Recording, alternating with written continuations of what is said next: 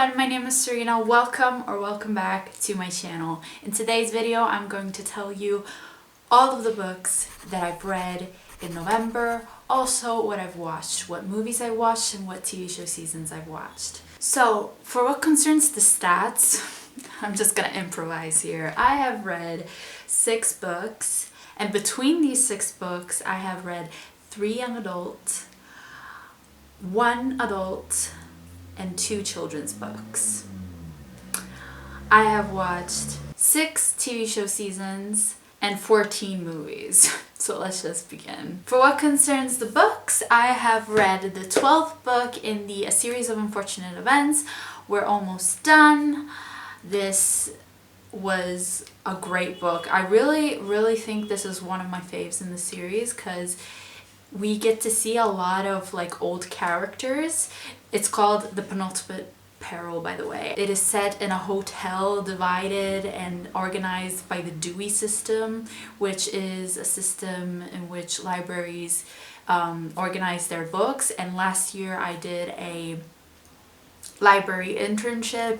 I did a video about this, by the way, if you are curious, but they actually explained us the Dewey system, and I thought that was very cool to see it in a book. One of the main messages of this book is that no one is completely good or completely bad, and this topic has been touched in previous books, but in this one it was very evident that Lemony Snicket was trying to show us that no one is entirely good or entirely bad. I am so excited to see how this series is going to end. The last book is called The End, so there's no clue whatsoever in the title, so I'm excited because it ended in a way that you have no idea what's gonna happen next. The next 5 books that I've read were for a vlog that I did, a secret TBR, and that was reading the oldest books on my physical TBR. And I did a vlog about that. I will link it down below and put it in the cards if you're curious. But I have read 5 oldest books on my TBR, and those were Warm Bodies by Isaac Marion, The Hobbit by J.R.R. Tolkien, Shatter Me by Tara Maffei, Landline by Rainbow Rowell, and Obsidian by Jennifer L. Armentrout. So I have to say that I go in depth about these books in that vlog. So if you're curious to hear my in-depth thoughts about these, I talk about them a lot in the vlog. It's 53 minutes, by the way. You can skip to the part you want because I divided the video in parts. But yeah, my favorite of the 5 were The Hobbit and Obsidian. I know, shocking. They're different, completely different, and objectively The Hobbit is better, but Obsidian was just a fun book. It was cringy, but it reminded me of Twilight. I know that people may not like that because it reminds them of Twilight. Shatter Me was my least favorite because I really hated the writing style, the way the main character described things. It was very flowery, very weird for me, so I did not like it. Also, the plot wasn't that great. The plot actually starts way over halfway through the book, so it wasn't for me. I did enjoy Warm Bodies. It's not like, it's an okay book. It's different than other zombie books, but it's not my favorite. It's a 3-star, it's good. And that's it. And Landline had, if you watch the video, has a few problematic stuff that I believe are problematic. I don't know if I'm overthinking it, but yeah. And the main characters weren't like my favorite either, especially Neil, but it was good because I really like the ending, and I'm a sucker for like Christmas rom-coms, and it reminded me of that. So yeah, those are all the books that I read in November. For what concerns the TV show seasons, I have watched season 1 and season 2 of You. I read it at the very beginning of the month, so it seems like a long time ago, but I have read You in October, and I decided to watch the TV show, and I enjoy it. Maybe even more than the book, honestly. The first season is very faithful to the book, I have to say. And I've watched reviews for the second book, Hidden Bodies, and I've noticed that the second season and the second book are completely different.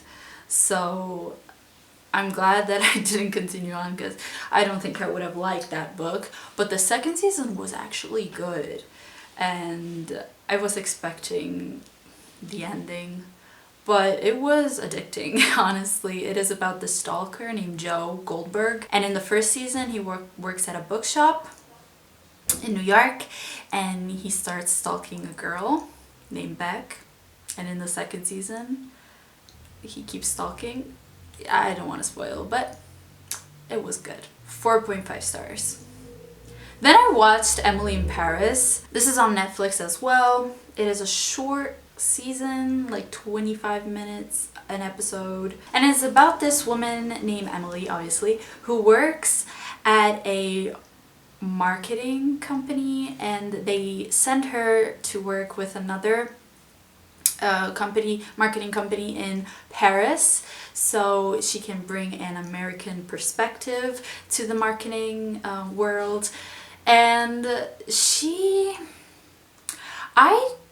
you know what, I am not a huge fan of her character, because she at first went to Paris and expected everyone to know English, and I know English is like the international language, but you know, she shouldn't have been annoyed by the fact that they were annoyed that she only spoke English, you know? I don't like the topic of cheating. There's cheating in this season, in the show, so I don't like that, but I just enjoyed seeing the scenery of Paris. I went to Paris once. I want to go again to visit it properly. The portrayal of French people, I don't know, they portrayed French people as very mean. When I went to Paris, I felt that annoyance that French people have towards people who don't speak French. I don't know, because I obviously don't speak French. I did French in middle school, but I'm not fluent whatsoever. But I don't know, I feel like it's very stereotyped. And last thing that I think I want to say is that she created an Instagram page, Emily in Paris, and she only posted like selfies and random pictures of people walking without editing them, without anything, and she became famous in no time. It's just something that you think about and you say that's not accurate. That's not true. People don't become famous overnight unless it's like a really viral video or photo. Next, I want to talk about The Queen's Gambit, and all I want to say is that you should watch this because I really enjoyed it. It's on Netflix as well. Anya Taylor-Joy did an amazing job with this show, and it is about this orphan who is at an orphanage, and she is very good at math, so she always finishes her homework at Sunday school early, so the teacher sends her in the basement to clean the eraser, the blackboard eraser, and she sees this janitor playing chess, and she becomes so intrigued with it. So she starts playing with him every Sunday, and in no time she becomes a very good player. In the orphanage, they also give the kids drugs, so there's this drug problem in the show as well, so trigger warnings for that. But yeah, I really enjoyed this and you should watch it. Then I watched right after Rashid on Netflix, and I enjoyed it significantly less than The Queen's Gambit. It was good, but right after watching Queen's Gambit, yeah, you could see the difference. It is about this nurse called Nurse Ratchet, that goes to a psychiatrical hospital and convinces the head doctor to hire her, and slowly we figure out why she wanted to work at that hospital. So it was weird at some parts, I have to say, and some parts I just couldn't watch because it was very graphic. Lastly, I watched season 3 of The Crown, and I started season 4, but I'm not quite finished. But I think the show is very well done. Obviously, it is fictionized. I mean, the facts are true, I believe, but it's more dramatic for the audience, because if it was plain facts, it wouldn't be interesting to watch, you know? So in the 4th season, we have Diana, and Diana is such an icon. I love her. Charles, oh my god, I don't like him at all. What happened with Camilla, and I also don't like Prince Philip. If they're actually like this in real life, I don't like them. But yeah, there was the episode of Aberfan. You know, these like standalone episodes that stand out really get to me. The Aberfan one, I really enjoyed that one. I cannot wait to finish the 4th season, and I'm gonna talk about it at the end of this month. Okay, so I've watched a lot of movies, but I watched most of them at the very beginning of the month. I don't know why, but at the beginning of the month, I just watched a lot of movies back to back, because I wasn't in the mood to read with the lockdown happening. You know, I just wanted to sit and watch movies. I did finish the American Pie movies. I watched American Reunion. Yeah, you know what I think about this. It's just the silly movies that I watched while doing other things. Then I finished all the DC movies, like the new DC movies. Starting from Man of Steel, then I watched Batman vs. Superman, Wonder Woman, Justice League, Aquaman, Shazam, and Birds of Prey. I know, a lot, but I just really wanted to catch up with all the DC movies, like the new DC movies, and Superman is he's a beautiful man. I think the actor is such a beautiful man, and my favorite between all of these are Wonder Woman. I don't know why, but I cried. It's not a sad movie, but every time that she fought, even though there were like absurd slow-mo fighting scenes, my eyes got teary. I cried, because I guess, I don't know, I guess it has to do with female representation in movies, like female superheroes. We don't have a lot of them, so seeing her actually be a superhero, that made me cry. I guess that's the psychology behind that. I cannot wait for the 2nd movie to come out. It was supposed to come out this year, but another movie that I really liked was Shazam, which isn't like the other movies. It's just a funny superhero movie, you know? It's about this boy who gets called by a wizard. He is about to die and needs to pass on his powers to a worthy person, you know, with good morals. And this kid gets the powers, and every time he says Shazam, he turns into a full-grown man with powers. It was a good break. It was a fun break from the other more serious superhero movies. So I really enjoyed that. I also enjoyed Birds of Prey, you know. I think I enjoyed this more than Suicide Squad. The cast was mostly female, and I think Margot Robbie is a beautiful human being.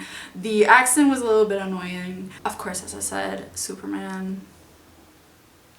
Yeah. Batman vs. Superman, I don't know why. You know what? After watching the Christopher Nolan trilogy, this was nowhere near it, you know? Seeing how Batman's story ended in that trilogy made me so annoyed at how Batman was represented in this movie. Like, he was mean. not mean, he was, I don't know, I didn't like him, you know? And then something shocking happens, if you know what I mean.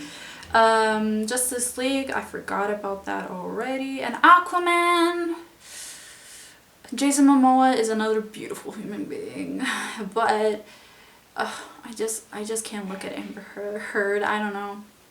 I can't look at her. Then, if you watched my vlog, you know that I've watched Warm Bodies and the 3 Hobbit movies. Unexpected Journey, The Desolation of Smaug, and The Battle of the 5 Armies. And I've watched the adaptations because I read the books, and so I wanted to make comparisons. And if you want to know my thoughts, I talk about them in my vlog, so let's not make this video longer than it has to be. Speaking of not making this video longer than it should be, I made a full video about Mulan, the 2020 version and the 1998 version. So I watched these two finally, and I made a full video about it comparing them. And obviously I am a huge fan of the 1998 one. The 2020 version, the more I think about it and the more I learn about it, because I watched videos about the representation.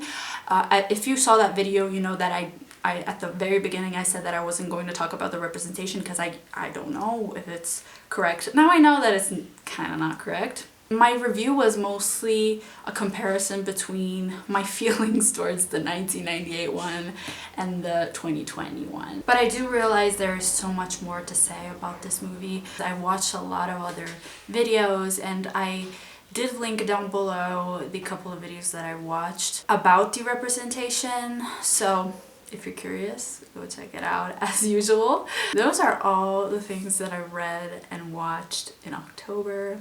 What was your favorite read and watch of the month? Let me know down below. And I can't believe this year is about to end. I'm so excited, and I'm about to reach my Goodreads goal. I'm so excited. I'll talk to you guys in my next video. Bye!